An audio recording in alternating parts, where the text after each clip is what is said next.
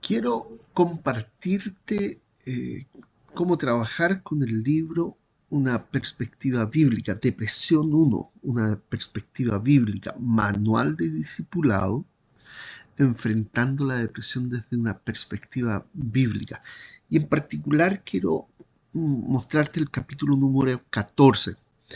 Si tú eres un líder de grupo o líder de tu iglesia, puedes tú mismo llevar a cabo este manual. ¿Por qué? Porque está pensado para un grupo de discipulado. En este caso, en este momento, vamos a ver el capítulo 14. El capítulo 14 se titula Relato Funcional. Dice, citando el capítulo 3, versículos 10 y 11 de Filipenses, a fin de conocerlo y el poder de su resurrección y la participación de sus padecimientos, llegando a ser semejante a él en su muerte, si en alguna manera llegase a la resurrección de entre los muertos.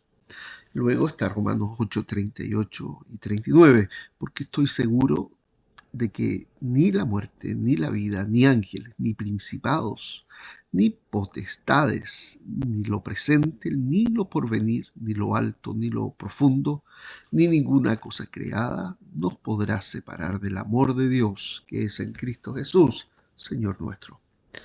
Comienza diciendo, los relatos autobiográficos de aquellos que luchan con la depresión tienden a focalizarse en eventos dolorosos vividos en el pasado. La persona tiende a elegir ciertos eventos y les da la categoría de que, comillas, marcaron mi vida, cierra comillas, u otros nombres similares, como si fueran títulos de secciones de un libro que engloban varios capítulos de su vida. De allí se obtiene un, comillas, relato funcional. Este concepto es lo que le da título al capítulo. Bueno, sigamos. Este relato funcional que tiene como única función respaldar la vivencia actual, ya sea a nivel emocional, tristeza, amargura, enojo, falta de perdón, etcétera, del pensamiento, del comportamiento. El relato funcional adquiere un sentido de ídolo para la vida, una declaración de fe que define la identidad y su futuro, una especie de diálogo interno incuestionable y casi inmodificable. En dicho relato están contenidas todas las mentiras que la persona ha creído sobre la definición de Dios, de sí mismo, de la vida y del universo en el que habita. Y aquí viene, después de estos dos párrafos, viene una pregunta. Pregunta 19. ¿Qué caracteriza a un relato funcional respecto a la depresión, según el texto? Y ahí tú tienes que leer o releer o compartir con tus compañeros de estudio de la semana que estás teniendo y ver cuál es la respuesta. ¿Qué caracteriza a un relato funcional respecto a la depresión, según el texto? La alternativa A se enfoca en eventos felices de la vida. B se basa en hechos ficticios.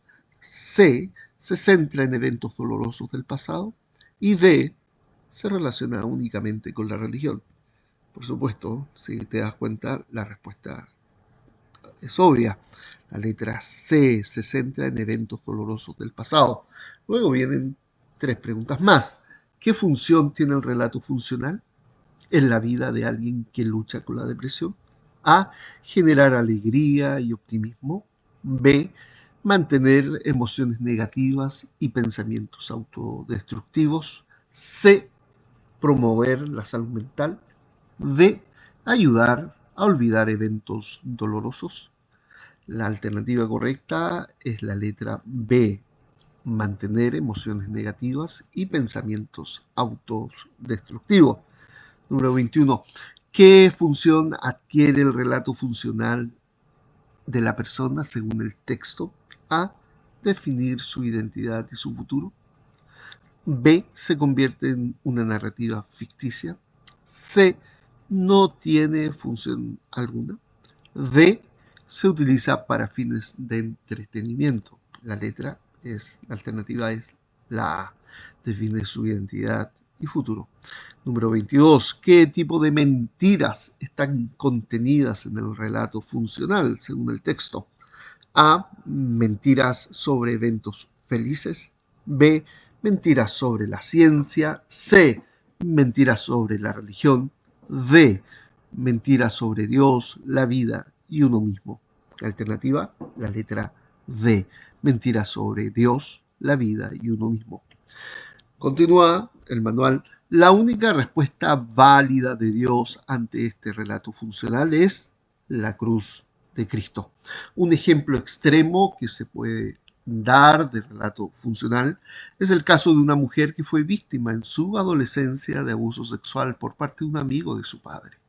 Y han pasado 20 años desde el abuso y ha sido tratada por numerosos psicólogos y psiquiatras.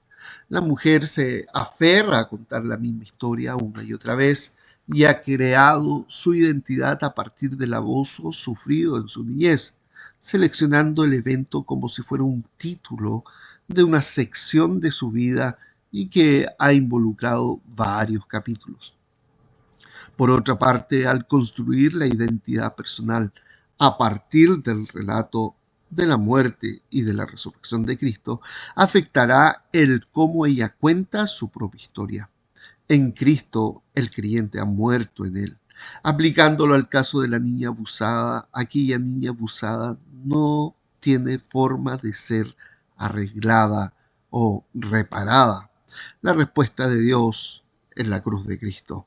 La niña abusada y su relato funcional ha muerto en Cristo en el momento de depositar su fe en el Cristo que murió y resucitó, pero Dios le ha dado una nueva vida en Cristo como resultado de la resurrección. Es así que la niña abusada, la que se relata e identifica todo su ser con el abuso sufrido, ha muerto en Cristo y resucitado en Él como nueva criatura. Dios ha llevado a cabo una nueva creación, una nueva criatura en Cristo y ha nacido un nuevo relato. Y acá vienen de nuevo preguntas. Según el texto, ¿cuál es la respuesta de Dios ante el relato funcional? El silencio, la indiferencia, la cruz de Cristo, la negación de su existencia. La alternativa es la C, la cruz de Cristo. Número 24. ¿Qué representa la cruz de Cristo en relación con el relato funcional? A. Una herramienta para crear más relatos falsos. B. La confirmación de las mentiras en el relato funcional. C. La única respuesta válida de Dios ante ese relato. Y D. Un evento sin importancia en la fe cristiana. Letra C es la alternativa. La única respuesta válida de Dios ante ese relato. Número 25. ¿Qué ejemplo extremo se da en el texto para ilustrar un relato funcional? A. Un hombre que perdió su empleo. B. Una mujer abusada sexualmente en su adolescencia. C. Un niño que se cayó de su bicicleta. Y D. Un estudiante que suspendió su examen. Bueno, la letra B es la alternativa, una mujer abusada sexualmente en su adolescencia. Número 26. Según el texto, ¿qué ha ocurrido en la niña abusada en relación con su relato funcional? A. Ha creado un nuevo relato. B. Ha continuado aferrada a su antiguo relato. C. Ha olvidado por completo su historia. Y D. Ha convertido su historia en una novela. Hay dos posibilidades. ¿Se ha convertido a Cristo? Bueno, ha creado un nuevo relato.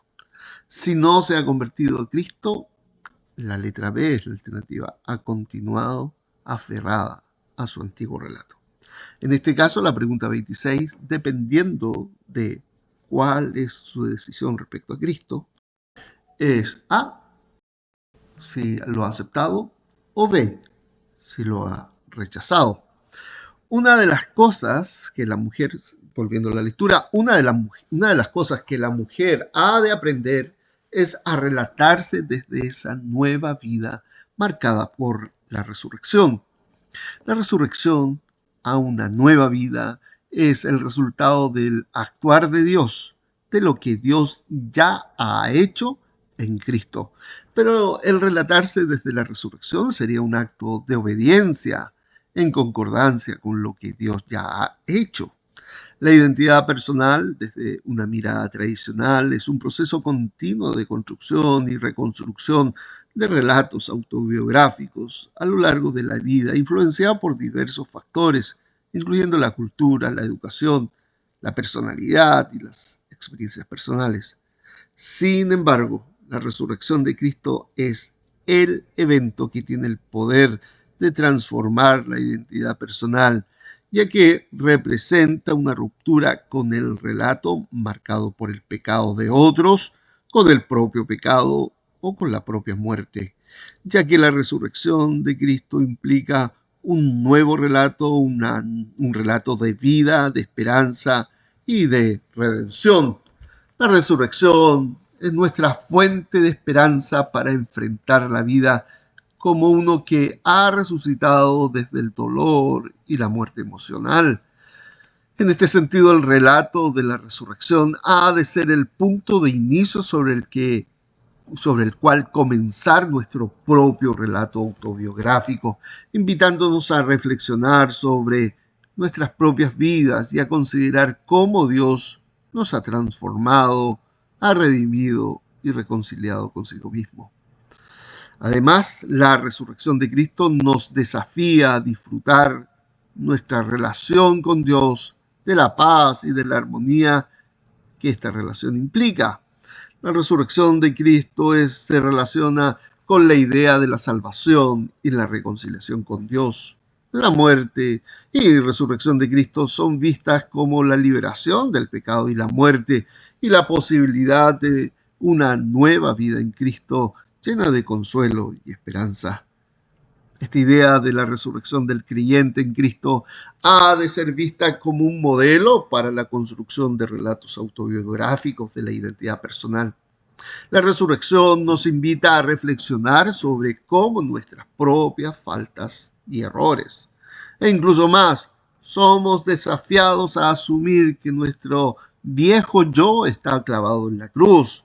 La resurrección nos recuerda que ya hemos sido transformados y ahora somos desafiados a procurar nuestro crecimiento personal en esta nueva creación que somos en Cristo.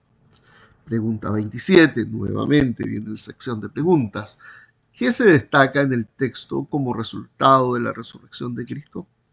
A, la transformación de la identidad personal. B, la perpetuación del pecado y la muerte. C, la negación de la existencia de Dios. D, la falta de la esperanza en la vida.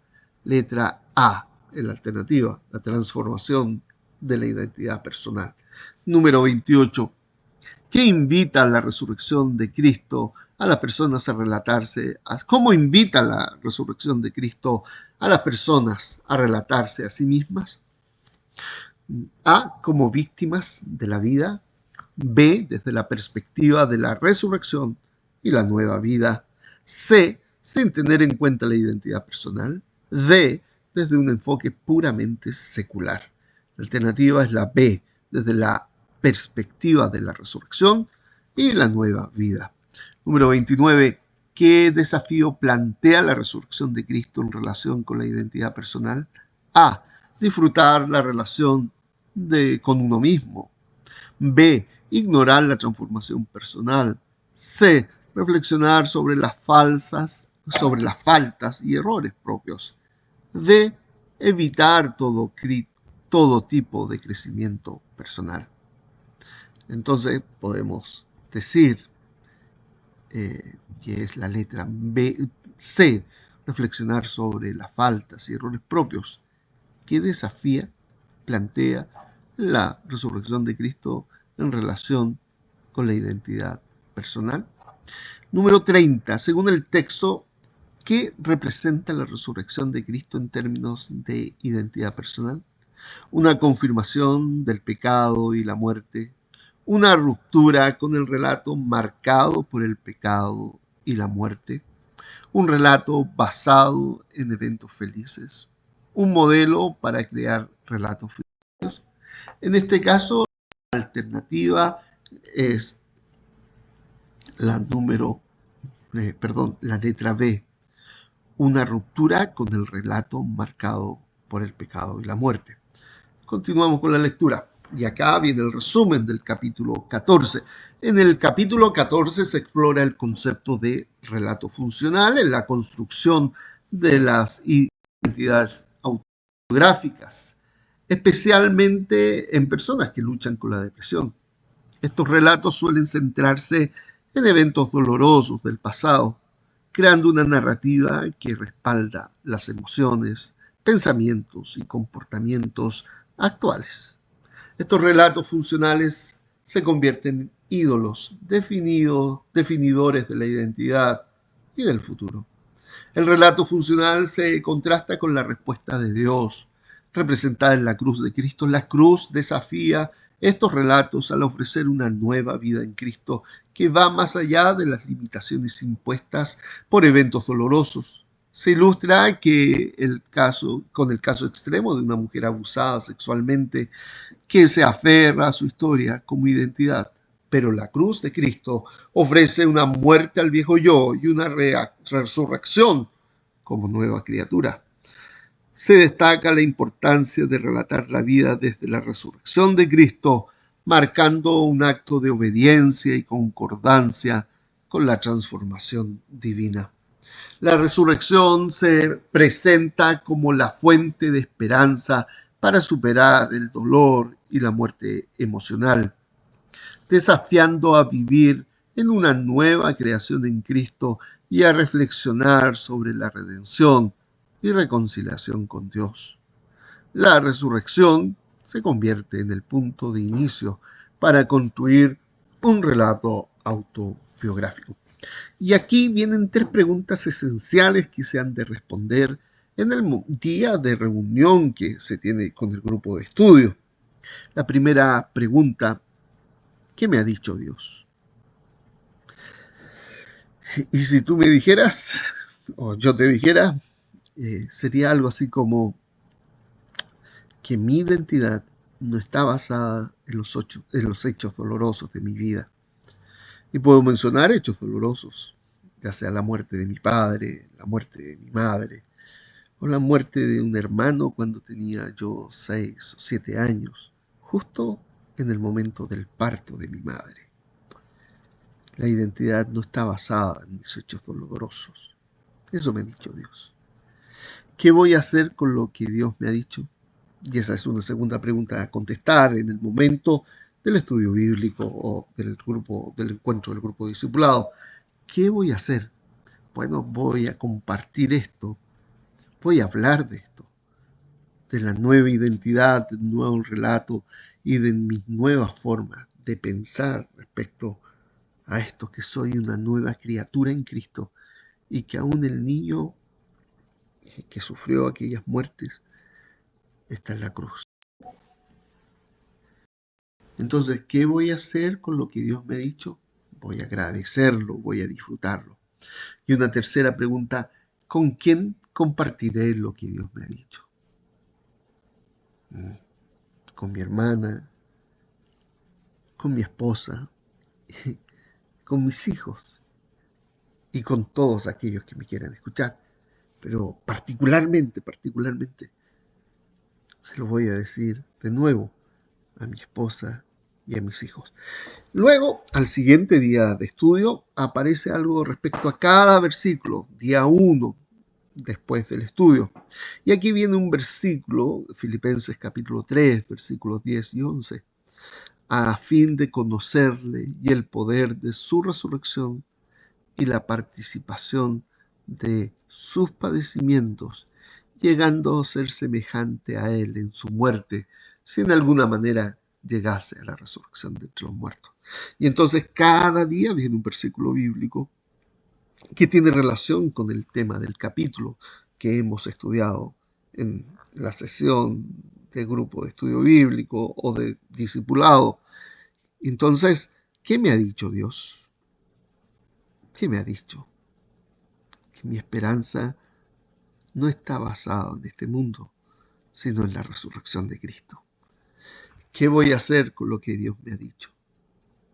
Voy a agradecer, voy a escribir una carta de agradecimiento al Señor, se lo voy a compartir a otro, voy a responderle agradecidamente, aunque viva circunstancias dolorosas. ¿Y con quién compartiré lo que Dios me ha dicho? Ok, cada día viene un versículo y cada día vienen estas respuestas, porque acuérdense, estamos viendo un tema complejo, que es la depresión. Y entonces cada día hay que trabajarla. Y así viene el día número 2, Romanos 8:38, en este caso el día 2, porque estoy seguro de que ni la muerte, ni la vida, ni ángeles, ni principados, ni potestades, ni lo presente, ni lo porvenir, ni lo alto, ni lo profundo, ni ninguna otra cosa creada nos podrá separar del amor de Dios que es en Cristo Jesús, Señor nuestro. ¿Qué me ha dicho Dios respecto a este versículo? Esto del día 2, que nada me puede separar del amor de Dios. ¿Qué voy a hacer con lo que Dios me ha dicho? Voy a vivir agradecidamente. Voy a disfrutar esto. ¿Y con quién voy a compartir lo que Dios me ha dicho? Entonces hay 3 preguntas a contestar cada uno de los días. Después del 6º día viene una nueva clase. Y en este caso yo te sugiero, fíjate, todo esto, contestando las preguntas, se demoran aproximadamente 20 minutos la clase del día de la semana que se hayan reunido. Luego, responder estas preguntas cada día demora de 5 a 10 minutos meditando. Ahora, yo te sugiero que leas, que el encargado del grupo lea el capítulo sin considerar las preguntas y la compartas con los hermanos que están participando en el grupo de estudio, ya sea por un grupo de WhatsApp o de otro tipo de grupo que pudieras tener, de tal manera que durante la semana los hermanos hayan podido escuchar nuevamente la lección. ¿Por qué? Porque esta fue grabada por el encargado del grupo de estudio u otro hermano que tenga una mejor voz o más claro, bueno, que tenga el don. Y cada capítulo se va a demorar, sin considerar las preguntas, entre 10 y a 15 minutos que la persona puede escuchar cada día para contestar la pregunta del día que corresponde. Y te garantizo, hermano, que el Espíritu Santo va a empezar a producir una transformación en la vida de aquel o aquella que está viviendo un proceso depresivo. Bueno, hermanos, eso quería compartir con ustedes. Que sea una bendición. Este libro lo puedes comprar por Amazon, ya sea en forma electrónica, como lo tengo yo acá en mi computador, como lo puedes ver, o de manera física. Un abrazo, hermanos. Se me olvidaba. Si tienes cualquier duda al respecto y si estás llevando el grupo de estudios, contáctame por interno. Yo no voy a tener problema en contestar tus preguntas. Eso sí, me demoraré un poquito, pero te garantizo que las contestaré respecto al manual de depresión. Un abrazo, hermanos. Que el Señor los bendiga mucho.